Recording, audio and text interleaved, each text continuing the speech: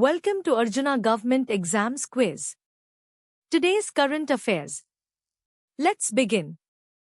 அர்ஜுனா அரசு தேர்வு வினாடி வினாவிற்கு வரவேற்கிறோம். இன்றைய நடப்பு நிகழ்வுகள். தொடங்குவோம். Question 1. Which union ministry proposed changes to the emission compliance testing regime for vehicle manufacturers? வாகன உற்பத்தியாளர்களுக்கான உமிழ்வு இணக்க சோதனை முறைகளில் மாற்றங்களை எந்த மத்திய அமைச்சகம் முன்மொழிந்துள்ளது?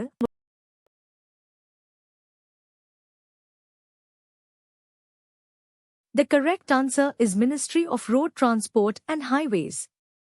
The Road Transport Ministry proposed changes to emission compliance testing for vehicle manufacturers. சரியான பதில் சாலை போக்குவரத்து மற்றும் நெடுஞ்சாலைகள் அமைச்சகம். சாலை போக்குவரத்து அமைச்சகம் வாகன உற்பத்தியாளர்களுக்கான உமிழ்வு இணக்க சோதனை முறைகளில் மாற்றங்களை முன்மொழிந்துள்ளது. Question 2. Farmers in which Indian state recently protested over the procurement of summer moong at minimum support price, MSP? குறைந்தபட்ச ஆதரவு விலையில் MSP கோடை பயிர் கொள்முதல் தொடர்பாக சமீபத்தில் எந்த இந்திய மாநில விவசாயிகள் போராட்டம் நடத்தினர்?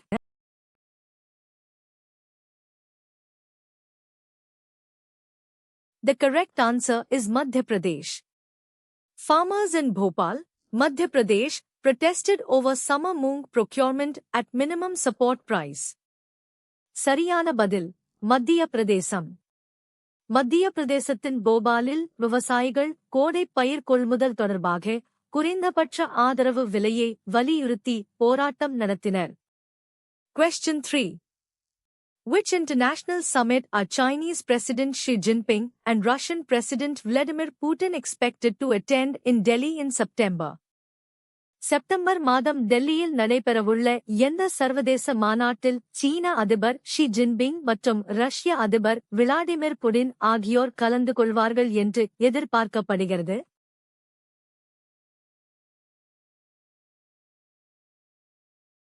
The correct answer is BRICS Summit. Both leaders are expected to attend the BRICS Summit in Delhi on September 12 to 13. சரியான பதில் பிரிக்ஸ் உச்சி மாநாடு.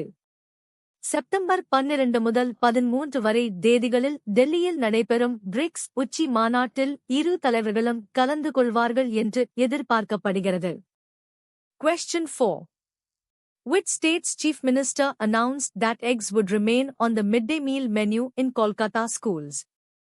கொல்கத்தா பள்ளிகளில் மதிய உணவு மெனுவில் முட்டைகள் தொடர்ந்து இருக்கும் என்று எந்த மாநில முதல்வர் அறிவித்தார்?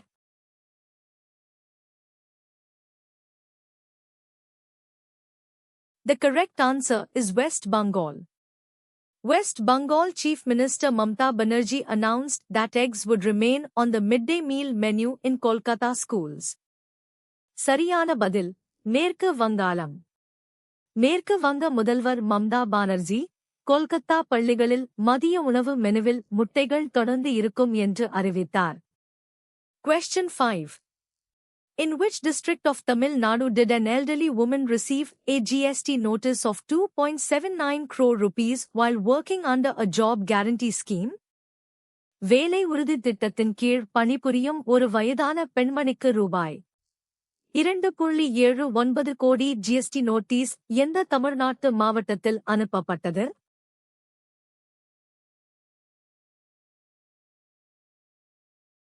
The correct answer is Tirupattur. An elderly woman in Tirupattur, Tamil Nadu, received a GST notice of 2.79 crore rupees. சரியான பதில் திருப்பத்தூர். தமிழ்நாட்டின் திருப்பத்தூரில் ஒரு வயதான பெண்மணிக்கு ரூபாய் 2.79 கோடி ஜிஎஸ்டி நோட்டீஸ் அனுப்பப்பட்டது. Question 6. For which city in Tamil Nadu are political leaders urging the centre to approve a metro rail project? தமிழ்நாட்டில் எந்த நகரத்திற்கு மெட்ரோ ரயில் திட்டத்தை அங்கீகரிக்க அரசியல் தலைவர்கள் மத்திய அரசை வலியுறுத்தி வருகின்றனர்?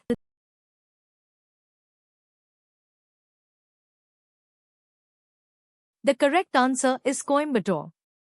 Political leaders urged the centre to approve the metro rail project for Coimbatore. சரியான பதில் கோயம்புத்தூர். கோயம்புத்தூருக்கான மெட்ரோ ரயில் திட்டத்தை அங்கீகரிக்க அரசியல் தலைவர்கள் மத்திய அரசை வலியுறுத்தினர்.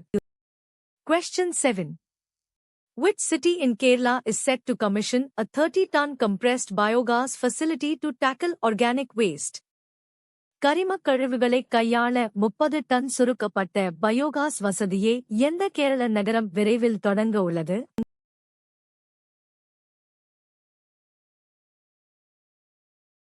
The correct answer is Thrissur.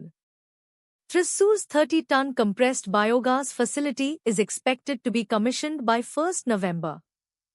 சரியான பதில் Thrissur.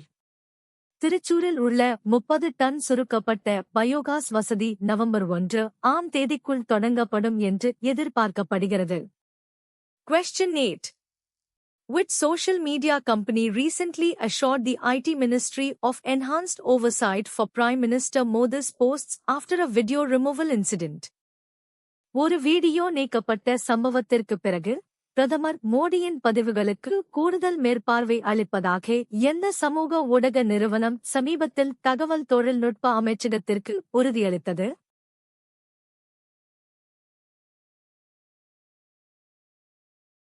The correct answer is Meta.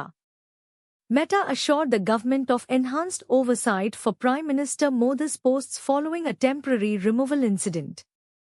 சரியான பதில் meta.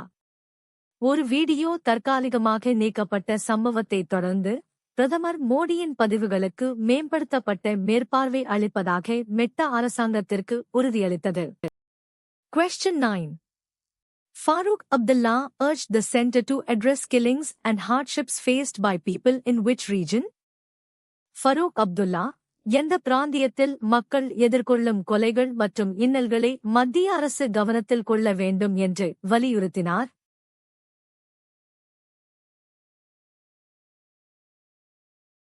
The correct answer is Pakistan-occupied Kashmir, POK.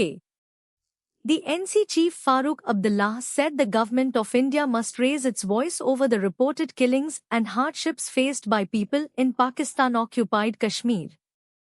சரியான பதில் பாகிஸ்தான் ஆக்கிரமிப்பு Kashmir, BOK.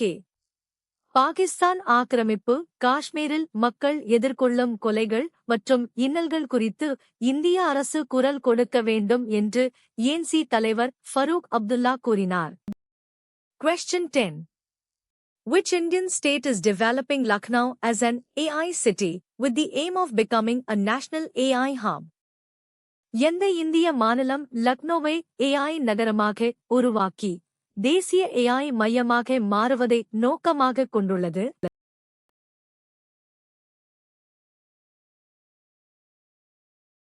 The correct answer is Uttar Pradesh.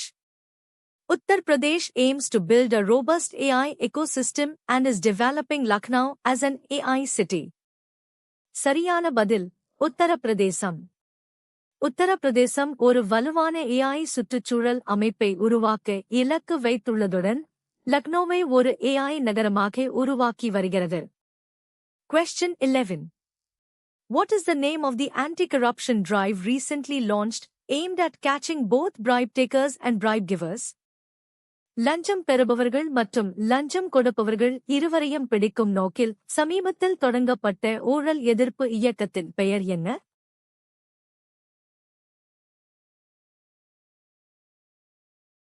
The correct answer is Project Zero.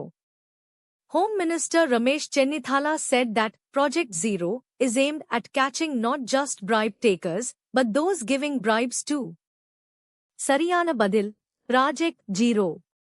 உள்துறை அமைச்சர் Ramesh Chennithala project zero லஞ்சம் பெறுபவர்களை மட்டுமல்லாமல் லஞ்சம் கொடுப்பவர்களையும் பிடிக்கும் நோக்கம் கொண்டது என்று கூறினார். Question 12. Which state is proposing 4 industrial parks under the centre's Bhavya scheme? மத்திய அரசின் பவ்யா திட்டத்தின் கீழ் 4 தொழில்துறை பூங்காக்களை எந்த மாநிலம் முன்மொழிந்துள்ளது?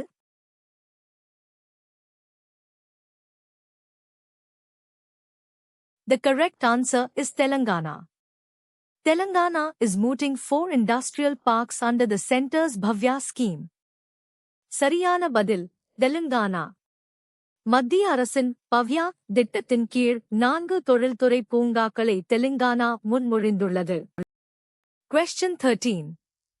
Union Minister Nitin Gadkari mentioned that some vehicles made before 2016 might need minor changes for which specific fuel blend? மத்திய அமைச்சர் நிதின் கட்கரி 2016 முன் தயாரிக்கப்பட்ட சில வாகனங்களுக்கு எந்த குறிப்பிட்ட எரிபொருள் கலவைக்காக சிறிய மாற்றங்கள் தேவைப்படலாம் என்று குறிப்பிட்டார்.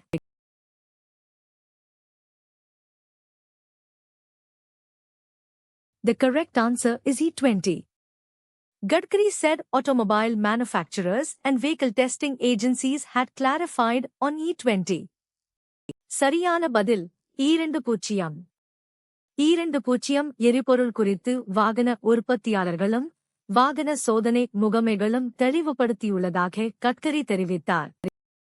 Question 14. According to the ADNU report, what is the average asset value of chief ministers in India? ADNU அறிக்கையின்படி இந்தியாவின் முதலமைச்சர்களின் சராசரி சொத்து மதிப்பு எவ்வளவு?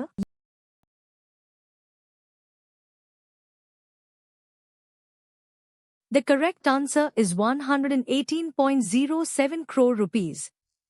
The average assets per chief minister stand at a staggering 118.07 crore rupees, according to the ADNU report. சரியான பதில் ரூபாய் 118.07 கோடி. ADNU அறிக்கையின்படி ஒரு முதலமைச்சரின் சராசரி சொத்து மதிப்பு ரூபாய் 118.07 கோடியாக உள்ளது. Question 15.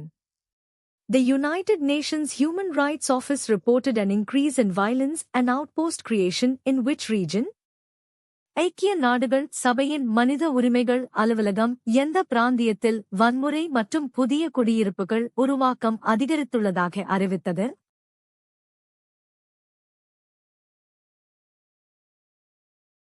The correct answer is West Bank.